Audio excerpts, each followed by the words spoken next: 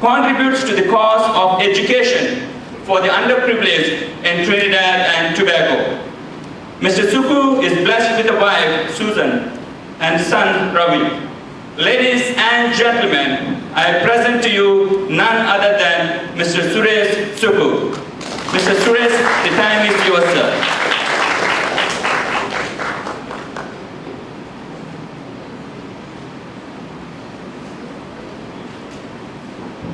Thank you and good afternoon. All protocols observed.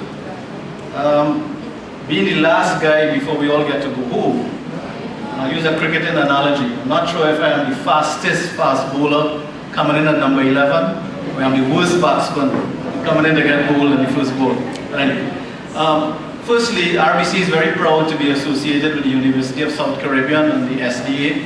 And just somebody mentioned 3 decades of banking. In the 1980s, I was the relationship manager for the 7 Days Adventist organization. So I know the buildings here, in Maribor and in St. Augustine. It's a long relationship.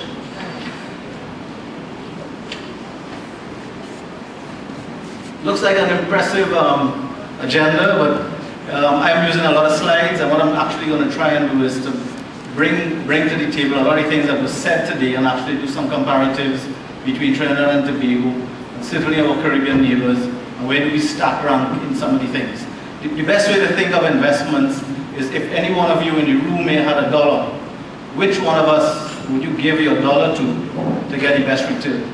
Safely, the right conditions and everything. So that's basically the mindset I want you to think about as we walk through this presentation. So I'm going to talk about trends in FDI, trends in gross capital formation, what has been produced in Trinidad and Tobago. There will be some repetition to some of the previous presenters. What has been the impact of investment and human development? And earlier on we spoke about the real test of a country's development is unlocking the potential of our human people. What about institutional strength? How are we in terms of our own institutions to support investment? Overall competitiveness, how do we stack rank against the rest of the world? And do we have the right conditions to encourage private investment? The RBC story is actually pretty interesting because it was one of the largest acquisitions done in our hemisphere. So it's not an advertorial, you may not believe me, but I'll say a few words about what has the RBC acquisition meant for Trinidad and Tobago in terms of investment and or flows into the country. So this is a graph that speaks to gross fixed capital formation in Trinidad and Tobago. You will notice the graph ends at 2009. What it measures is what percent of our gross domestic product is actually invested in creating capital or capital formation.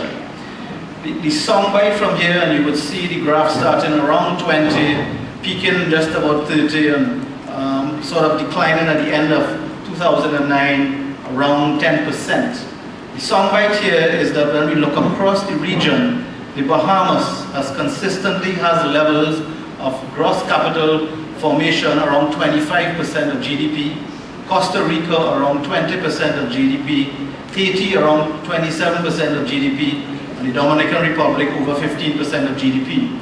So it's nice to see that graph, but when you look at it relative to our neighbors around the Caribbean, we have to ask ourselves, has it been enough? This one speaks to foreign direct investment, given the definitions we've had throughout the day.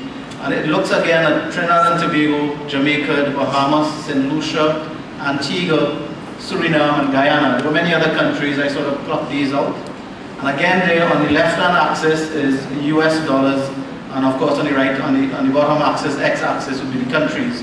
You would see that spike in Trinidad and Tobago, which would have been around 2008, and that is of course the RBC acquisition that was 2.2 billion US dollars that got injected into our economy. The interesting thing here, and I have a segue slide on it, is when you look at the Bahamas and you look at Suriname and Guyana, one of the factors driving foreign direct investment in those 3 countries is actually would be China. And it begs the question, why would China be investing in these little countries in the Caribbean? And one way to think about it, which is the next slide actually, will segue into that, is China has something called a one-child policy. And if you look at the age group between 15 to 64 and 15 to 64 between men in China and women in China, you would see that there are 45 million excess males in China. Ergo, China needs to find employment for this surplus men. When you look at how the investment has been done, let's take Bahamas as an example. They're building a massive hotel project for 15 billion US in the Bahamas, but they are using their technology and their labor. So that's how they find employment. We saw it in Trinidad and Tobago in the pre-2008 construction boom, where again, a lot of Chinese males were brought in to do employment. Differently, what we see in Guyana and Suriname, because those are fundamentally resource-rich countries, they actually invested in their resources and also invested in the business community. They also have a presence in the Dutch Caribbean islands where they're incomers. So that's an interesting nuance as we think about ourselves as Caribbean people. Just to put the 45 million excess males in China into context, the total population of Canada is 34 million. So that gives you this kind of sense of how many jobs they have to find for these men. So, investment in Trinidad and Tobago, where was it targeted? What has been the result? Why isn't it higher? And no secret here, this has been covered in some of the previous presenters, but our savings rate, interestingly, exceeds the gross fixed capital formation rate, which makes Trinidad and Tobago actually a net saver as an investor. Between the period 2001 and 2005, we had the highest foreign direct investment per GDP in Latin America and the Caribbean. So we were sort of king of the world at that point in time. Since 1991, 90% of our net capital formation has been directed to the energy sector. And we heard the comment about the energy sector and how much direct employment does it create as against foreign direct investment in other sectors of the economy. Since 1991, capital stock has increased by 7% overall, but only 1.5% in the non-energy sector. That is just to accentuate the point that the investment has been more directed at the energy sector. The rate of return to capital in the energy sector is almost double that in the non-energy sector. And that brings back the comment I made at the front, that if someone were looking at Trinidad and Tobago and had $1, and you put it into the energy sector, you get double the return than if you put it in another sector. Those are some of the challenges we as a nation would have in terms of trying to drive the other side of the economy to actually generate growth and investment. And there's also a negative correlation between returns in both sectors. Let's talk about public capital formation, because one of the drivers that was covered by the professor earlier on is one of the conditions that creates foreign direct investment is our infrastructure, or how strong our infrastructure is. And these comments here is that the formation of public capital, which is what we have been invested in our roads, our water and electricity, has been low compared to other countries in the region. So that's interesting, because we tend to look at it in terms of what we see in the budget for those particular utilities. We've actually been underinvesting relative to the region. Net fixed capital formation in water and electricity sectors was negative in the 80s and early 90s, changed to positive in 1996, increased rapidly to 2000, but has stabilized since that time, despite our GDP doubling in size. So later on, as we come to what are the factors that would drive foreign direct investment, we're going to come back to infrastructure. That's all our thoughts.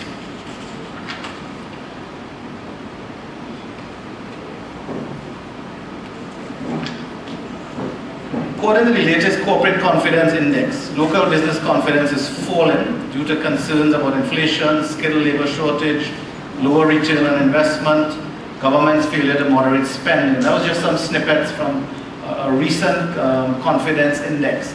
We had a lot of conversation today about culture. The end of the day, and I was chatting with one of the economic lecturers, we can run all the numbers, we can do all the statistics. The thing that is the most elusive to measure is actually human behavior, consumer behavior, or business behavior. That is what this measure is trying to get at. What is the confidence that we as individuals or businesses feel to actually inject that extra dollar into something that will create a return. So generally, over the last few years, business and consumer confidence has not been what it should have been in Trinidad and Tobago. Most firms thought external factors were limiting their growth, especially so for exporters.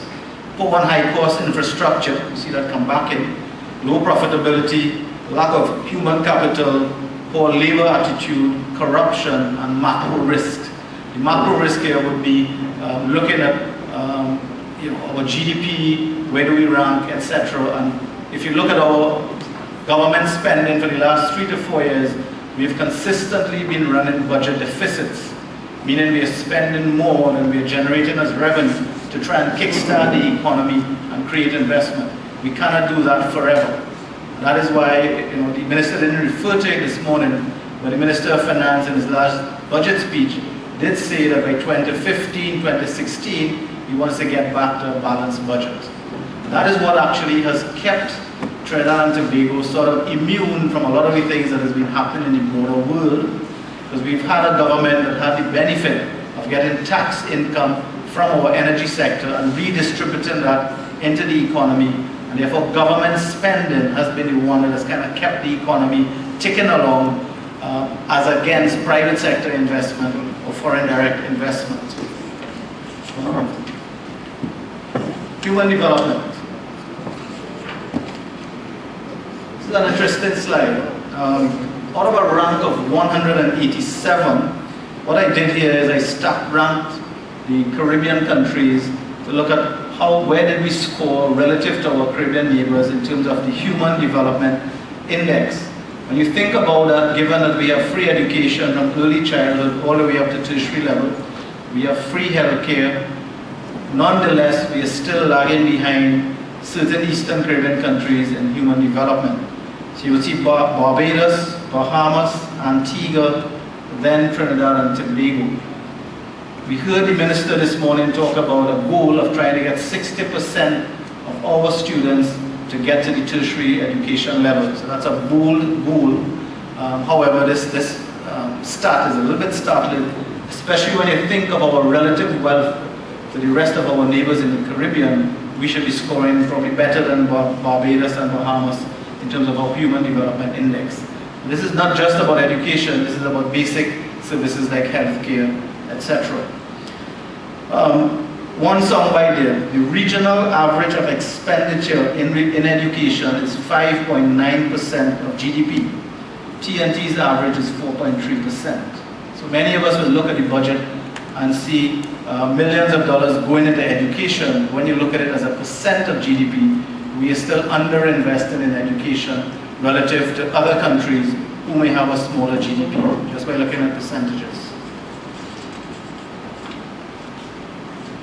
Investment in institutions. Next two slides are interesting ones. It's the bogey that no one has spoken to for the day, but I think I need to put it up because it is a factor that is could influence foreign direct investment in Trinidad and Tobago. Corruption perception rank. Okay, so you would see Barbados, Bahamas, St. Vincent, Dominica, Jamaica, and then TNT. So, and this again is out of a rank of 183 countries.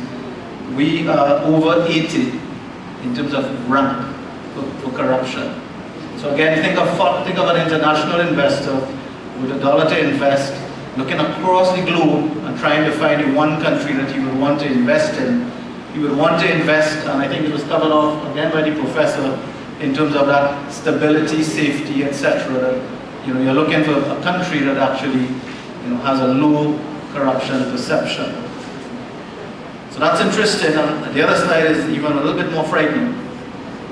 So what this is corruption perception rank Trinidad and Tobago, similarly out of 183 countries, but looking in terms of how we have progressed from 2001 to 2011. A little bit sobering, because in 2011 we were below 35, in 2011 we are just under 95. So this tells you the unwritten things and the things that we can put up all the great statistics, but anybody in the current age that we're in, with all of the social media and everything else, when people look at Trinidad and Tobago, there are a couple of things that jump out at them. This, unfortunately for us, is one of them. The minister this morning, Minister Barrett, referred to the ease of doing business in the Caribbean. And again, this is the recently released graph. And what it does is it ranks the country between 2012 and 2013 to look at the change. And you will see Trinidad and Tobago move from 68 to 69. So I guess the minister was quoting 2012 figures, so we slipped by 69. You will see St. Lucia, and he said that was the easiest country to do business with. You will see Antigua, Dominica, Trinidad and Tobago. You will see Grenada actually declining substantially, getting worse, moving from 73 to 100. And at the end of the spectrum, you will see Suriname at 164. So when we applauded the minister this morning, I think it was real applause, because we cannot say that we want to attract foreign direct investment and we rank like that. So all I did is put us relative to the countries we are familiar with in the Caribbean, but that number is actually out of, the figure that we spoke to, and of course the minister alluded to the fact that Singapore is the #1, and you can see where we rank. Interestingly, at the time of doing this study, the World Bank did say that Trinidad and Tobago had a couple of projects in place to actually try and reduce the ranking. So just to remind some of us of the statistics, this morning that the minister wants to get us from 68, it's actually 69, down 20 spots, that it takes 43 days to open a company in Trinidad and Tobago. He's aiming to get us down to 3. It takes 19 days to clear a container. He wants to get it down to 1 day. And to get a construction permit takes 297 days. And he has reduced the 13 agencies to get permissions to do business in Trinidad and Tobago down to 1, which is Invest TT. So that just gives you a sense of the kind of things that we need to do to actually change this rating.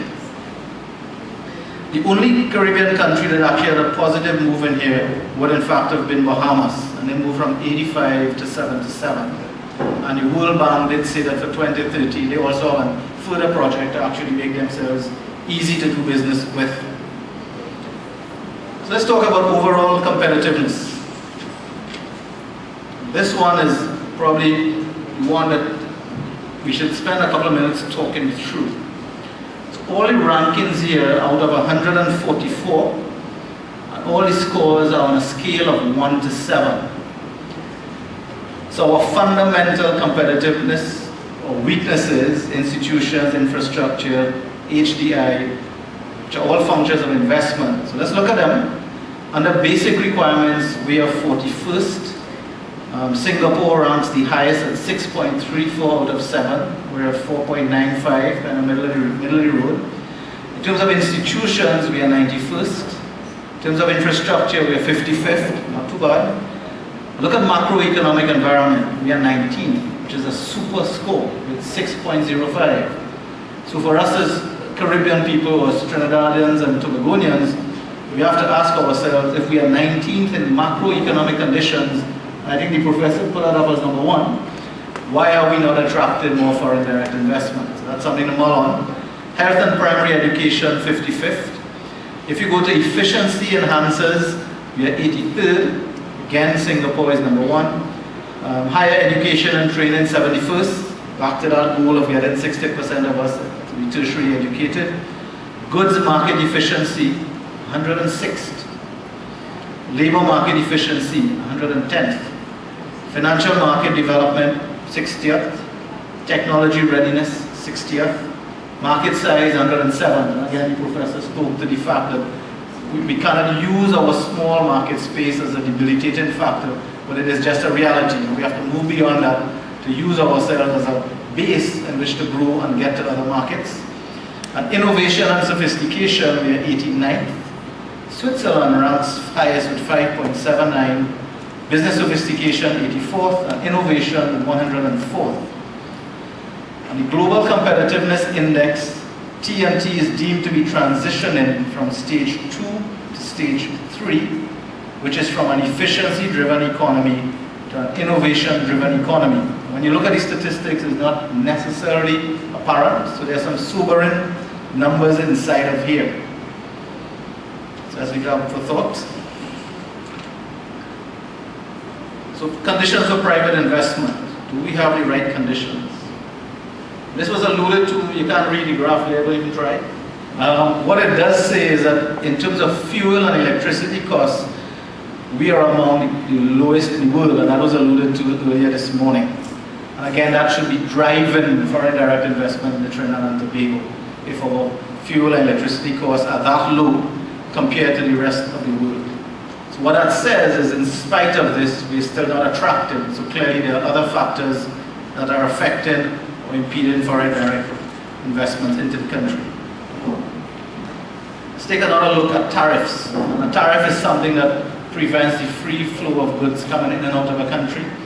And Trinidad and Tobago, which is the bar in red, has some of the highest tariffs globally, which should make TNT more attractive, meaning it is a bit of a protected market if somebody wants to come and dominate our market space, notwithstanding that the market is small. It should help. What the tariffs have done, though, is actually made us goods inefficient. Back to that score that we saw. So we are not that efficient, and it backs into the minister talking about how long it takes to actually clear goods out of the port and what are some of the things that tie up the free flow of business.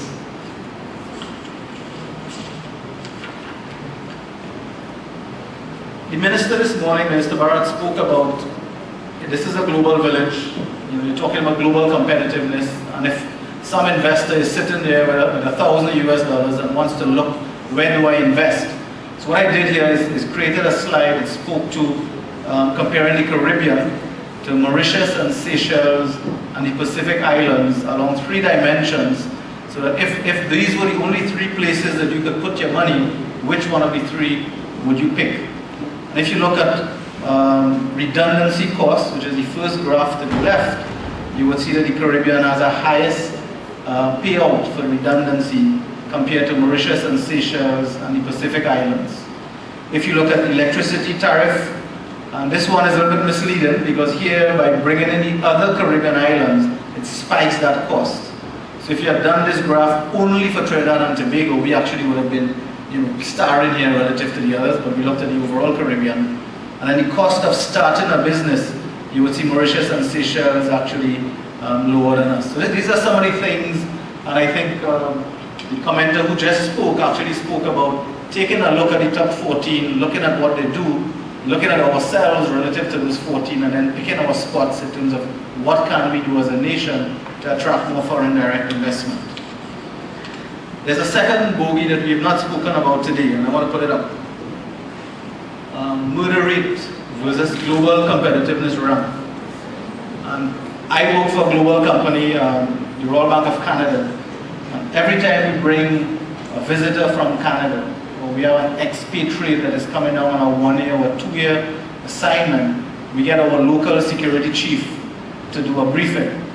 And sitting as a Trinidadian, listening to the security chief brief the Canadian, I get scared. And that's interesting because we live here and we accept the things that we accept and we actually become immune to it. And sometimes we need to step away from it and take a hard look at it. So some of the factors that impact ease of doing business and your competitiveness is actually this metric. What this metric is showing is that Trinidad and Tobago is ranked 84th with 27 murders per 100,000 citizens. And that's scary when you look at Switzerland, Singapore, all the way down. So that's another factor when you think about what attracts investment to us. So for 2012 thus far, and I know the statistic has been pulled, not pulled, whatever is the story, using the 317 figure, which I think is higher than that now, that is still 25 murders per 100,000 citizens. So we're still up there. We have a long way to go. And the crime rate is often cited as one of the major deterrents to investment, as it pushes up the cost and difficulty of doing business. Our ranking on the Global Competitiveness Index suffers due to the very high cost of crime and violence, and the problem seems to be increasing. So that's another wake-up call for us as a nation. Okay, my advertorial, as I've said before. In 2008, $2.2 billion came into the Trinidad and Tobago economy when RBC acquired the RBTT Financial Group. and it was described as one of the largest transactions in the Latin America and Caribbean region. In fact, outside of the energy sector, it is the single largest investment in the non-energy sector that has happened in Trinidad and Tobago. Just a bit of soundbite, and I know previous commentators would have spoken about the Marxist theory, the free market theory, the pragmatic approach, and there's no easy answer to this. My perspective is we live in a global village, and you have to play in the global village. So sometimes you have to take the good with the bad, so I am more in the pragmatic approach. But just some sound bites in terms of what has the RBC acquisition meant to Trinidad and Tobago in terms of returns on a foreign direct investment. So firstly, the regional head office is here. Prior to the acquisition, that head office was sort of based in the Bahamas, so we've actually moved it to Trinidad and Tobago. But 44% of the total employees in the Caribbean actually have jobs in Trinidad and Tobago. And within that 2,839, the most senior jobs in the Caribbean are actually resident here, given the fact that we have the regional head office located here. Our data center and all of our regional operations center are here. And we operate what is called a hub and spoke model. So the hub is here, and you will have many spokes in the various islands. Because the Caribbean Sea prevents us from actually getting as much efficiency as you can get, you need to leave some operations on each of the islands as we look at it. Key functional groups will operate out of Trinidad and Tobago. So internal audit, risk, compliance, finance, law, corporate secretariat all operate out of Trinidad and Tobago. And the regional head office benefits from enterprise-wide RBC know-how, skills transfer, best practices, and human development. I'll speak very briefly of human development in a while. We have been using strategically Canadian expatriates for knowledge transfer. And this is an interesting soundbite because I know as Caribbean people and given our history with slavery and indentureship, we tend to look at foreign as negative. We had to make a call. We could either send our Caribbean people up to Toronto and immerse them and then bring them back. My approach from 2008 to now is actually bring a very seasoned RBC executive and let him infect about 300 or 400 of us. So the knowledge transfer is faster, wider, and deeper than the one Caribbean national. The other thing that has happened, and it's nowhere in this presentation, but I want to make the point, brain drain is a big factor in the Caribbean that also affects our competitiveness. What we have found is sending Caribbean people up to Toronto, they don't want to come back. Because they get in a first world country, there are opportunities in RBC and they actually don't want to come back. So we've got to balance those two as we go along. We have been leveraging the parent for people development, and I spent some time outside this morning talking about some of the things we've been doing. We now have a formal peer networking program where for certain of our high potential staff, they actually paired up with an individual in Toronto and they go up and spend quick 2-3 week inserts so they get the best of knowledge to bring back to the Caribbean. We have a formal mentoring program that we took the RBC program, we tailored it to the Caribbean, and we're now into the second cohort of mentees and mentors. And some of our Caribbean people have been mentored by RBC executives. We created that CLP is a Caribbean leadership program. Again, we took the RBC practice and we made it into a Caribbean practice. And we have 4 MBA students that we picked out of 1,000 graduates now doing a 2-year rotation across the Caribbean to enter our senior management in 2 years' time, and we're going to go for 4 more next year. In terms of process and program management, we have about 30 what we call they're not black belts yet, but green belts kind of thing, that are trained in Lean Six Sigma for process analysis. But that was an area we found we were weak in. And certainly we have benefited from technology and products. In RBC, each employee has 24/7 access to RBC Campus for online learning. So again, those are some of the pluses that come with the acquisition. We also have 24 what I call Caribbean expats, which are intra-Caribbean people working across the Caribbean. So we have like 10 Jamaicans in Trinidad, about 10 Trinidadians scattered around the Caribbean. And we've actually broken 2 bogeys. One is we could never have gotten a Bahamian person because they operate in a tax-free jurisdiction, high salaries, to take a job elsewhere. We now have 2 Bahamians working in Trinidad and Tobago. We finally got somebody from the Dutch Caribbean to go and work in Barbados. So that's another way of developing talent and growing in the Caribbean. The final point is hard capital dollars are invested on an ongoing basis. You will hear more of that over the next year or two. We have created in Trinidad and Tobago, it's still pretty early days, first world client contact center. It has been launched, it's in our Chabonas area. That will house over time up to 200 attendants that will take calls from across the Caribbean. And in downtown Port of Spain, we have an operations center that is processing wood for the Southern Caribbean. So those are some of the things that are happening as a consequence of the acquisition. The last point I will make here is actually an interesting one. By having RBC acquire RBTT and bringing first world practices to the Caribbean, I've said to my team that in the next year or two, we will suffer loss of staff because our indigenous and other banks in the region are going to raid us because our staff are now becoming, in my selfish view, better trained, better able in a global environment to compete. So it actually helps the economy because you lift the standard for the financial services industry. So in summary, given our wealth, our relative wealth of our CARICOM partners, we are underperforming when it comes to foreign direct investment. Our investment in infrastructure, human development, and institutions is suboptimal. And we can look at all the large dollars. I'm making this comment relative to, so remember that, and it inhibits development. Overall, investment is misdirected back to the energy sector and is currently exacerbating the Dutch disease. And for all the blessings that Trinidad and Tobago has, the fact that we have oil and gas is a bit of a curse, because once that oil price spikes, once that gas price spikes, we forget about diversifying the economy, or we pay lip service to it. And that's where the dilemma is. So it's nice to announce that we found more gas. That doesn't actually help us. And I always tell everyone, many of you all are too young, the best period for Trinidad and Tobago, when we actually got off our, I can say the word backsides, and started to use the one thing that all nations have, like Singapore, which is this, our brain, was that period in the late 80s, early 90s.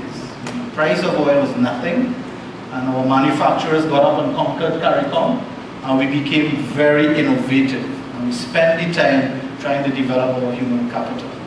So that's not going to go away, and I think we need the political will that was spoken about today to make a difference, to actually drive the Caribbean in a different direction. And therefore, we need to improve the condition for private investment by engaging in targeted and effective public investment. One last soundbite for Trinidad and Tobago, and it's not to be quoted. The relative costs of a customer service rep, a manager, a general manager, a leader in Trinidad and Tobago is much less than if it were Barbados, Cayman, Bahamas, Suriname, Jamaica, Dutch Caribbean. So we also have a labor arbitrage opportunity that we have not maximized. And one more soundbite. We are also in a time zone that makes us attractive for outsourcing. So the outsourcing rage that happened when people started to move their outsourcing to India. India is in a different time zone, and there's a language issue. So there's also a competitive advantage if we do it right, that we can actually get some of the international companies to bring jobs to Trinidad and Tobago. And it's not the call center kind of, it's a high-end kind of role that we have to play. So there's so many opportunities, and I'll just end by naming the things that make us who we are.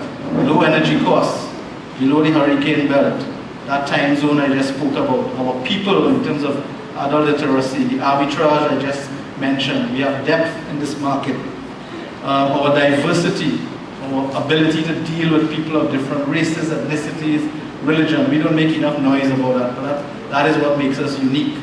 Our location as a hub for South America, and as a transportation hub. And I always say, if we could deal with Mr. Chavez, all of their oil and gas can come through Point Lisas. It's a great opportunity. And I also have another view that while I love the Caribbean, Trinidad has more affinity to Suriname and Guyana, given the kind of resources they have and the skill sets that we have. Telecommunications, we are pretty good in telecommunications. Our cultural diversity, so we can get to where we ought to be, which is the king of the Caribbean, but the King of the Caribbean is no longer good for us because the world has changed. We have to become competitive globally. So with that, I will stop there and hopefully get a couple questions. Thank you very much.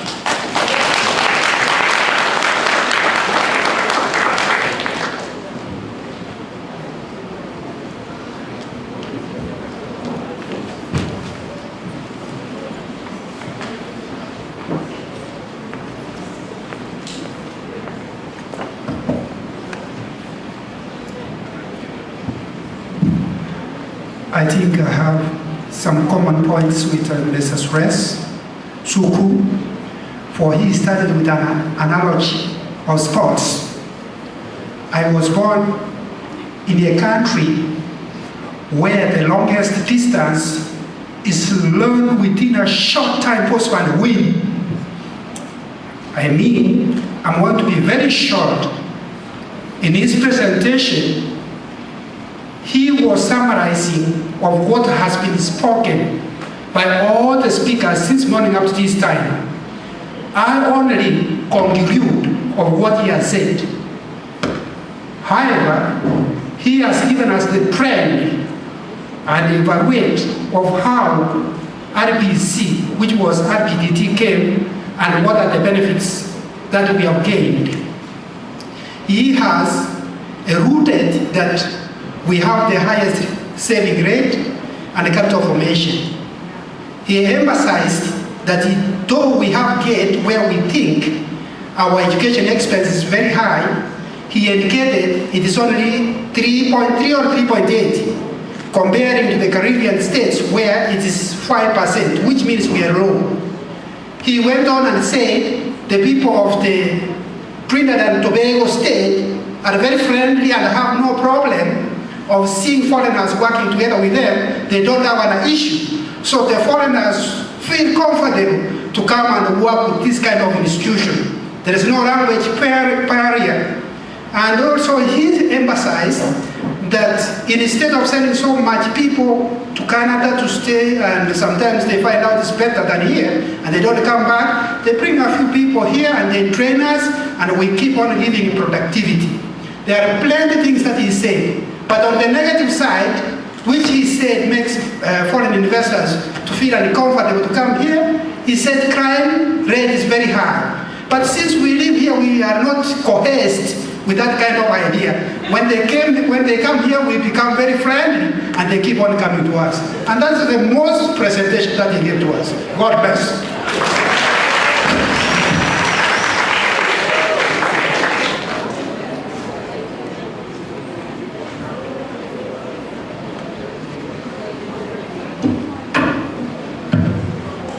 On behalf of the University of the Southern Caribbean for your very insightful presentation, you want to present this to us. Yes?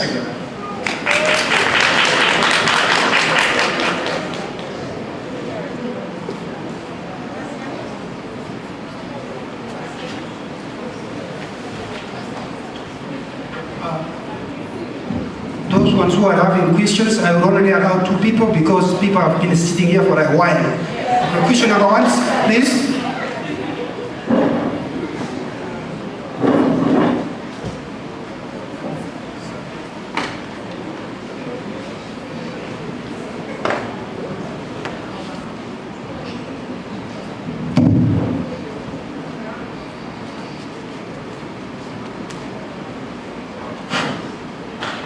Hi, good evening, everyone.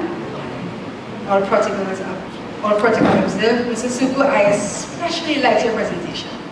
And I will tell you why, because the question I wanted to ask this morning alluded to crime, our spiraling crime, and the perception of corruption, which dropped from 35 to 90. Just a comment, so I really love that you touched on that, because those are real issues affecting foreign and local investment. In your presentation, you mentioned that 2001 to 2005, we were the highest FDI on GDP. What happened after 2005 in your opinion? And secondly, you spoke about external factors limiting growth, lack of human capital. What is that? Is it that we don't have enough capital, we don't have educated people? What exactly? Thank you. Okay. The first question deals with what happened post-2005. Well, a couple of things happened. One was answered a bit earlier this morning by the minister, which is post-2008 the world changed, post the financial crisis. So I think the ability to attract capital, the source of capital, or the fount of capital shrunk. So that's the first point.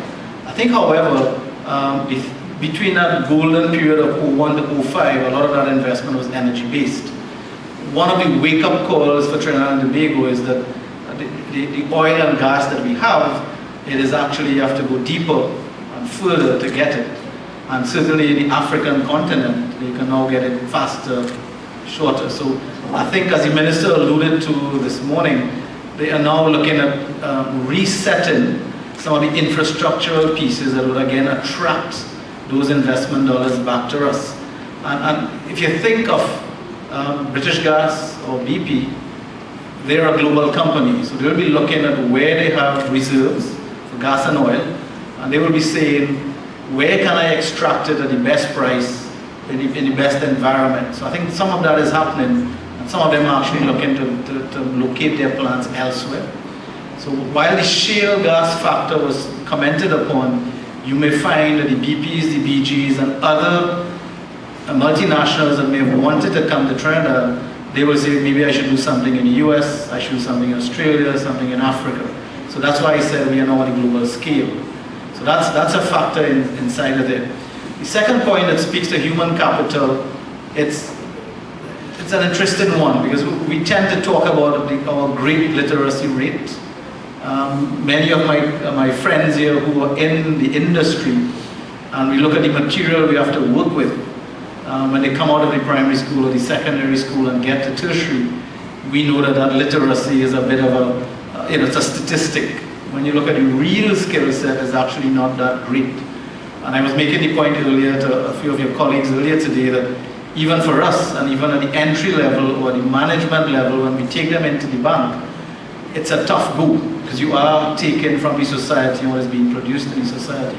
So that human capital shortage is actually linked to that, and I'll link it further in that we have, as well as a nation, created this notion that an office job is the thing I want. Going outside there and sweating in the agricultural fields or in the energy sector or doing carpentry or plumbing, those kind of skills are kind of derogatory rules. And those are some of the cultural things that we need to start changing. Because for many of us that go and travel abroad, the hardest thing to find is a good plumber or a carpenter. So that's the point that comes out. So I think, again, as parents, we tend to say, let's go and get a book learning. And to some extent, we force fit our children to get book learning when their skill set may be something very, very different. So that's where, the minister alluded to it, but in the National Energy Centers, the John Donaldson Institute, some of the things that were put in, we need to revive those to actually, because those are the things that will help us diversify the economy.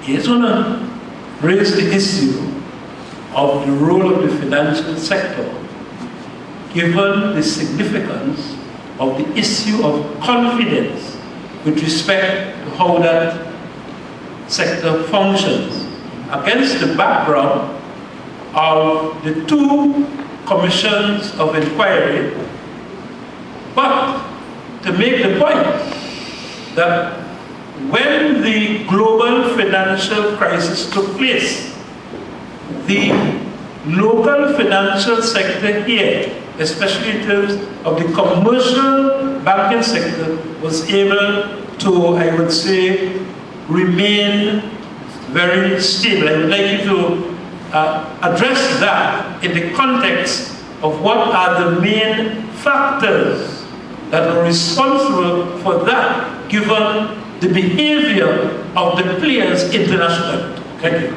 Yeah, there are many articles. I'll start from the back end first. To put it in a nutshell, there was this saying that said, if you were an American and you had a pulse, you got a mortgage. I mean, that's one way of describing it. So basically, what happened predominantly in the US market is their system for granting mortgage loans was all outsourced. So you had mortgage brokers that would originate mortgages, and then package it and sell it to the banks, and then sell it to the insurance companies and to investment clubs. And what they did is they over-engineered that and created all kinds of derivatives. The fundamental thing though is that they were granting mortgages to people who either didn't have an income, couldn't afford it, and couldn't pay for it. So when that bubble burst, it had been clogging up the balance sheets of a lot of the banks. So it was a creation of the financial sector in the US predominantly, but because of the globalization, those assets got bought across the globe. So that's the first thing that happened. And then what happened is the industry went into panic mode.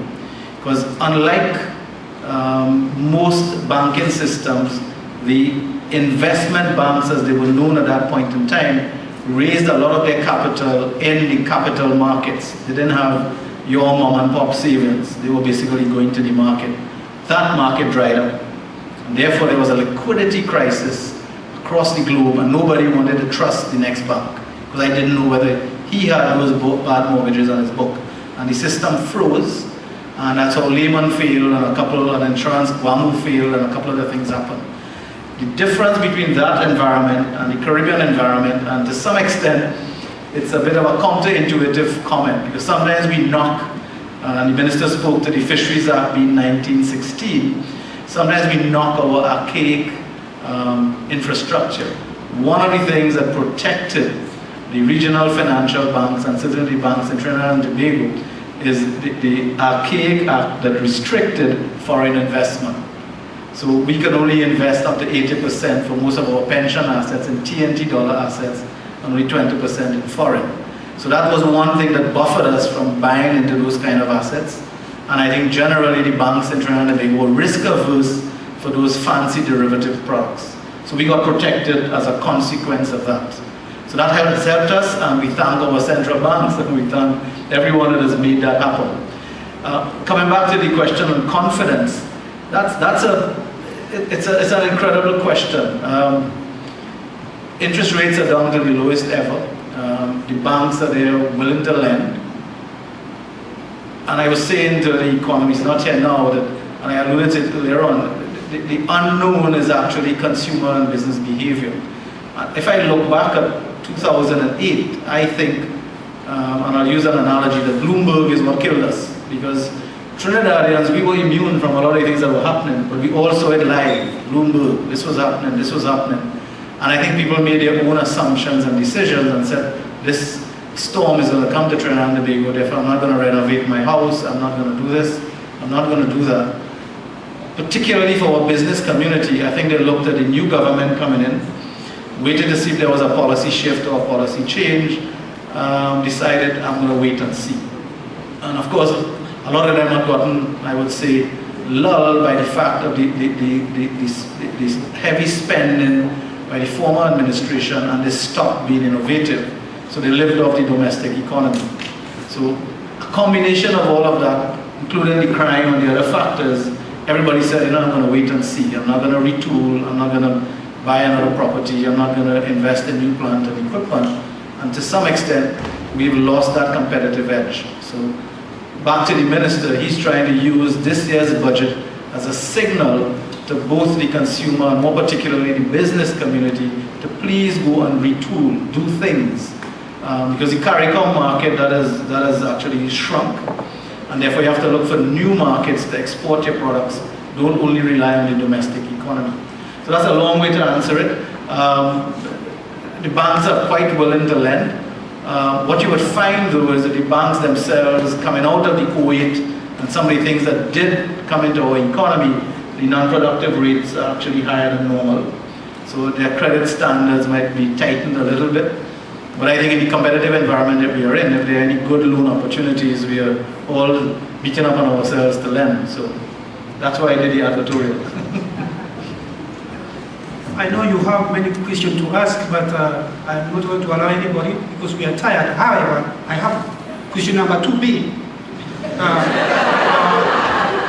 Mr. Suresh, will you kindly let us know why RPTT took 2 years to change the name from RPTT to RBC Were you playing with the psychology of the customers or something else? Okay, that's actually there's an easy answer for that, and it's a good discussion about management.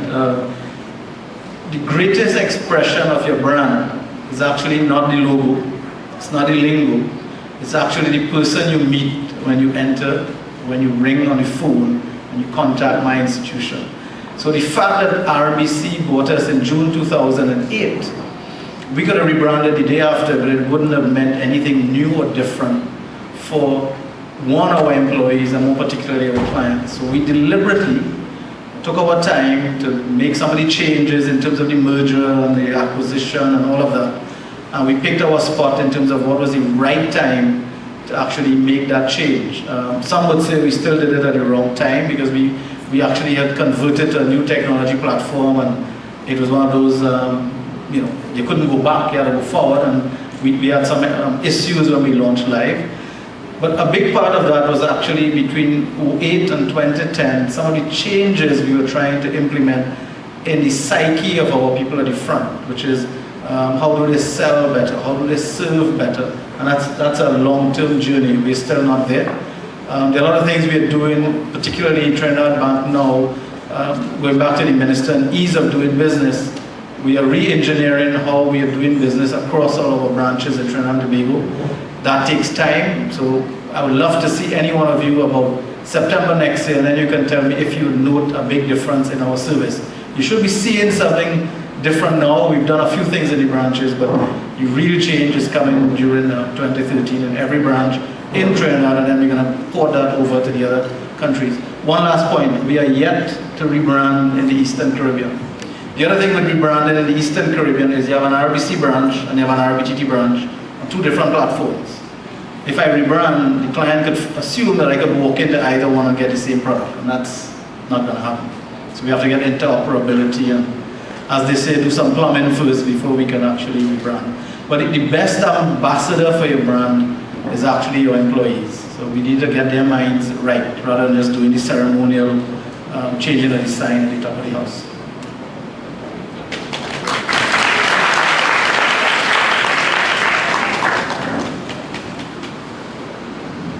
I want to thank Mr. Sookoo in a very special way. I think his presentation was very enlightening. I really want to do something different. The human relations expert suggests to me that after a full day like this, you are here, but you're not here. And I really have to do something a little different. All of what I plan to say has already been said. So what I want to do is to share with you some experiences that I think would cement some of the things that we've discussed